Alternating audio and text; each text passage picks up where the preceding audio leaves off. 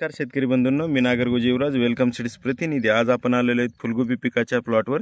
तर भेटूया शेतकऱ्यांसोबत आणि फुलगोबी पिकाबद्दल त्यांचं काय मत आहे ते आपण त्यांच्या शब्दात या ठिकाणी जाणून घेऊया। दादा नमस्कार। नमस्कार। आपलं नाव? प्रदीप रामभाऊ गाव? कुंभेफळ। गाव कुंभेफळ, तालुका केज, जिल्हा बीड। आपला मोबाईल नंबर सांगा दादा। 98 34 67 16 42। आपण या ठिकाणी जी फुलगोबीची जी जात लावली ती कोणती जात आहे?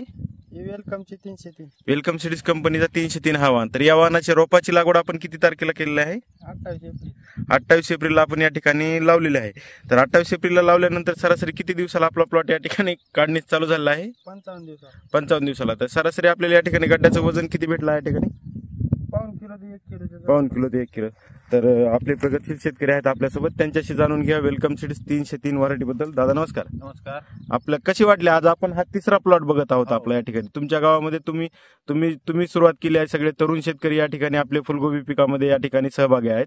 तर आता सकाळपासूनचा आपला हा तिसरा प्लॉट आहे। कशी वाटली तुम्हाला वेलकम सीड्स 303 व्हरायटी? एक नंबर आहे। आणि काय सांगू इच्छिता इतर शेतकऱ्यांना? आता तुम्ही तर 12ही महिने वेलकम सीड्सच्या फुलगोबी या ठिकाणी शेतामध्ये आपल्याला लावतात।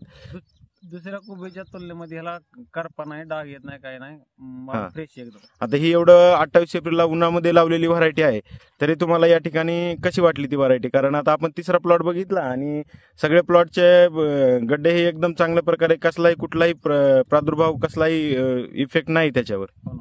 तर अजून कोणत्या व्हरायटी आपण या ठिकाणी आपल्या शेतामध्ये लावत असतो कंटिन्यू? 202 आहे। आता खालीच प्लॉट आहे 202 या ठिकाणी आपला या ठिकाणी 202 हा प्लॉट या ठिकाणीच आहे आपला।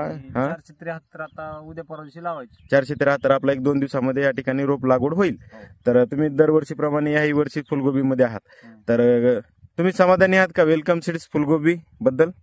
हो, समाधानी। ठीक आहे। बाजारभाव चांगले आहेत का दादा? हो। ठीक आहे दादा, धन्यवाद।